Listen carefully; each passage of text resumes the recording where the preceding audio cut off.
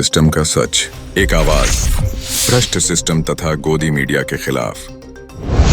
कहा जाता है कि अहंकार और आत्मविश्वास एक ही परिवार के दो सदस्य हैं, लेकिन इन दोनों में बड़ा ही अंतर है। आत्मविश्वास कहता है कि मैं अच्छा हूं, लेकिन अहंकार कहता है कि सिर्फ मैं ही अच्छा हूं। आत्मविश्वास कहता है कि मैं हार नहीं सकता, और अहंकार कहता है कि मुझे कोई हरा ही नहीं सकता। आत्मविश्वास कहता है कि मैं हर मुकाबले के लिए तैयार हूं, लेकिन अहंकार कहता है कि मेरा कोई मुकाबला ही नहीं है। कहते दोनों ही हैं और करके भी दोनों ही दिखाते हैं, लेकिन आत्मविश्वास की गूंज सफलता तक जाती है और अहंकार की गूंज विनाश तक। अहंकार और आत्मविश्वास के बीच चल रहे इस द्वंद्व भरी कहानी में आप सभी का स्वागत है।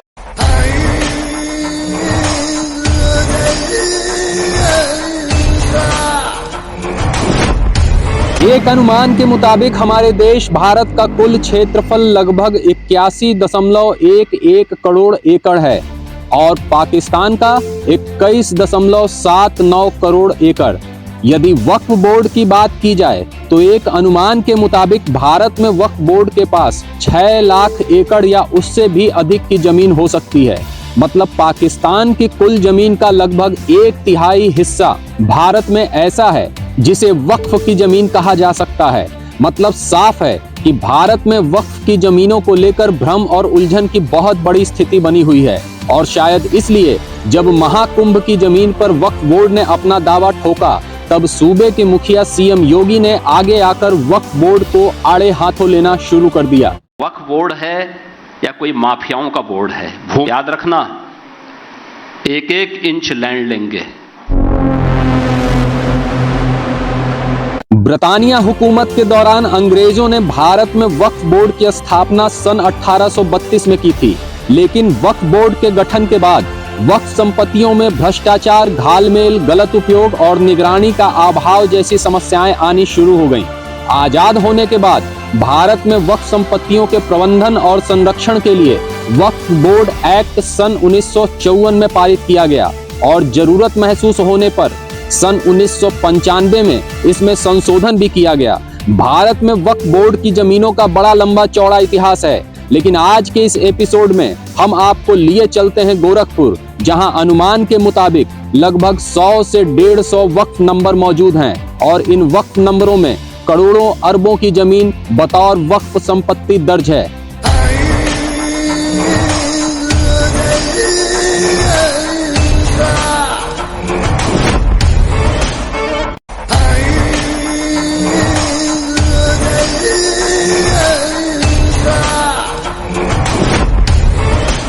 वक्फ नंबर 67 के मुतवल्ली तथा इमामबाड़ा स्टेट मियां साहब पर यह आरोप लगते रहे हैं कि मियां साहब ने दौलत की भूख में अंधा होकर अपनी ताकत और शख्सियत का बेजा इस्तेमाल करते हुए वक्फ नंबर 67 की तमाम बेशकीमती जमीनों को बेचकर अपनी तिजोरियां भरी और अब भी वही करते जा रहे हैं, जिसकी इजाजत वक्फ एक्ट तथा मरहूम हजरत रोशन अली शाह की फकीरी गद्दी हरगिज नहीं देती। मियां साहब तथा वक्फ के बीच संबंधों को लेकर बुजुर्गों और आलिमों का कहना यह है कि गुजरे जमाने के वलीउल्लाह और बुजुर्ग शख्सियत मरहूम हजरत रोशन अली शाह से प्रभावित होकर अवध के नवाब आसिफुद्दौला ने अपनी जायदाद का एक बहुत ही बड़ा हिस्सा मरहूम हजरत रोशन अली शाह के सुपुर्द कर दिया था, ताकि इस जायदाद से होने वाली आमदनी से बेवा, बूढ़े, गरीब और यतीमों की मदद हो सके। मरहूम हजरत रोशन अली शाह खुद भी फकीरी थे और उनकी गद्दी भी फकीरी ही थी। फकीरी गद्दी का अर्थ एक ऐसे शख्स से है जो अपने लिए कुछ भी न रखकर अपना सब कुछ समाज हित में वक्फ या दान कर दे।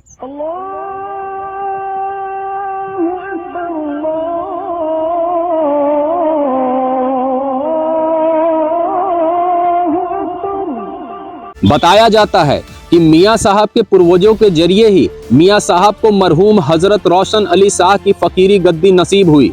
मियां साहब के परदादा द्वारा वक्फ की गई जमीन पर ही आज इस्लामिया कॉलेज खड़ा है, लेकिन मियां साहब के परदादा के इंतकाल के बाद मरहूम हजरत रोशन अली शाह की फकीरी गद्दी को रियासत की गद्दी में तब्दील करते हुए वक्फ की जमीनों का सौदा करना शुरू कर दिया गया। शायद यही वजह है कि मियां साहब ने अपने वालिदैन अर्थात पिता पर वक्फ की जमीनों का बेजा इस्तेमाल करने का आरोप लगाते हुए सन 1991 में एक मुकदमा अपने वालिदैन मजहर अली शाह के खिलाफ सिविल जज गोरखपुर की अदालत में दाखिल कर दिया।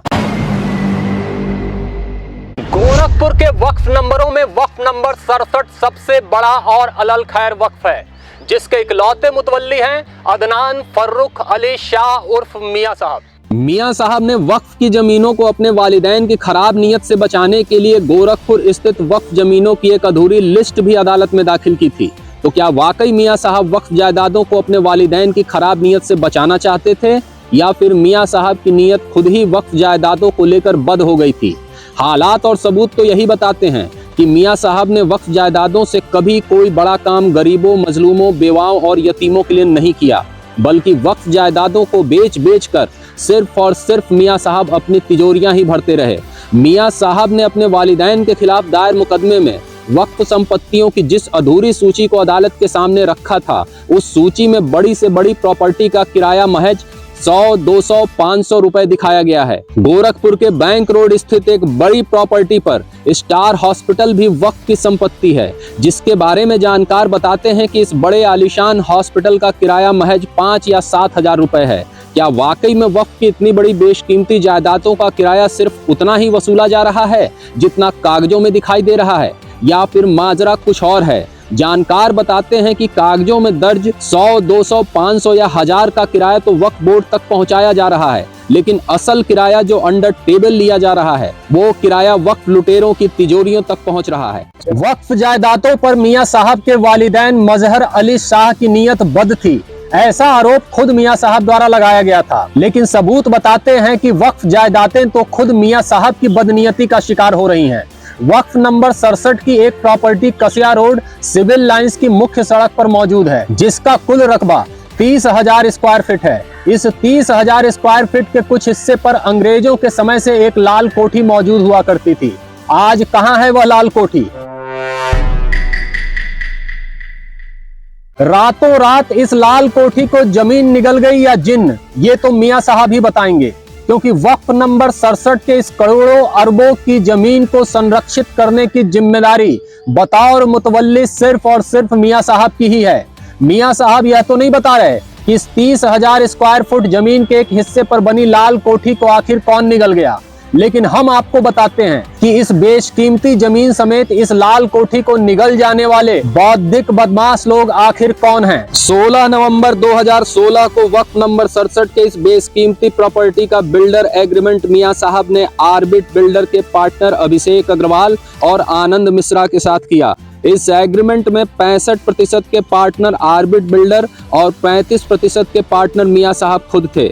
इस पार्टनरशिप में मियां साहब की बेगम की हिस्सेदारी भी दर्शाई गई है। इस एग्रीमेंट का उद्देश्य तो यह था कि इस एग्रीमेंट के जरिए प्राप्त होने वाले व्यावसायिक मुनाफे को वक्फ और सामाजिक भलाई में लगाया जाएगा, लेकिन ऐसा कुछ भी नहीं हुआ, बल्कि मियां साहब ने आगे चलकर वक्फ की इस बेशकीमती जमीन को आर्बिट बिल्डर के हाथों लगभग 5 करोड़ में बेच दिया। लगभग 40 से 50 करोड़ की इस बेशकीमती जमीन की रजिस्ट्री महज 4 से 5 करोड़ में करने के लिए बड़े पैमाने पर स्टाम्प चोरी किए जाने की भी बात सामने आ रही है। इस 30,000 स्क्वायर फीट की बेशकीमती जमीन को आर्बिट बिल्डर तथा उसके पार्टनर के हाथों 3 बार अलग अलग रजिस्ट्री करके बेचा गया। बेचने वालों में मियां साहब के साथ ही उनके चचेरे भाई असदुद्दीन अली शाह का भी रजिस्ट्री पेपर में नाम दर्ज है।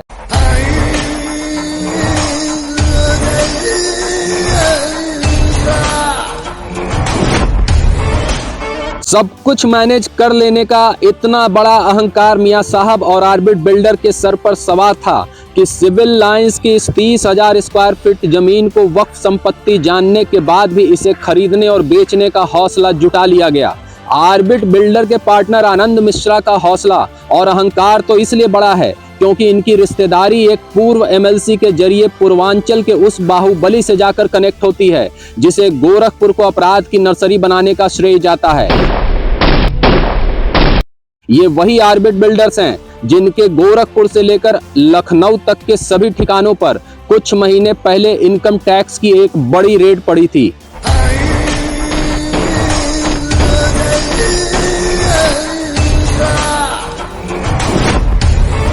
हाईकोर्ट में फाइल हुए केस यह बताते हैं कि जंगल अहमद अली शाह स्थित वक्त नंबर 67 की लगभग 20 एकड़ संपत्ति के साथ ही पिपराइच और रामनगर करजहां स्थित वक्फ की बेशकीमती संपत्तियों को भी जल्द से जल्द बेचे जाने की कसरत शुरू की जा चुकी हैं। एक तरफ वक्फ संपत्तियों की बंदरबाट की खबर प्रसारित करने वालों को धमकियां दी जा रही हैं, तो दूसरी तरफ इस लूट खसोट पर पत्रकारों का मुंह बंद करने का ठेका कुछ ऐसे पत्रकारों ने उठा लिया है जो बक्सा, पंचर और सिवई बनाते बनाते आज पत्रकार बन बैठे हैं। एक दरगाह के उस मुतवल्ली के खिलाफ भी प्रमाण सामने आए हैं जिसने खबर प्रसारित करने वाले स्वतंत्र पत्रकार को अपना मुंह बंद रखने के लिए धमकाया है। मस्जिद, दरगाह या मदरसे का मुतवल्ली उस व्यक्ति को बनाया जाता है जिसके पास धार्मिक ज्ञान के अलावा ईमानदारी और निष्ठा के साथ ही प्रबंधन कौशल तथा समाज सेवा का दृष्टिकोण भी हो।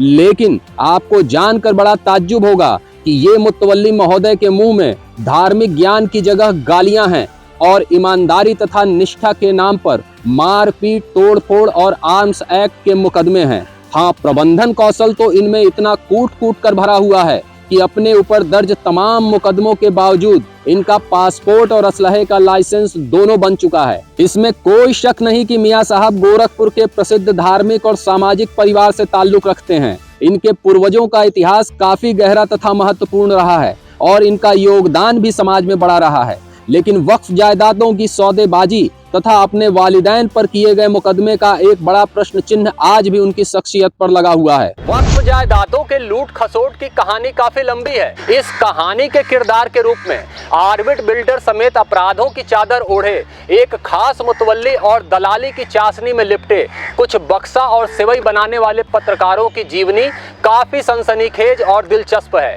अपराध, व्यवसाय, राजनीति और ओछी पत्रकारिता के इस विद्रूप गठबंधन के बारे में हम आपको अगले एपिसोड में बड़े तफसील से बताएंगे।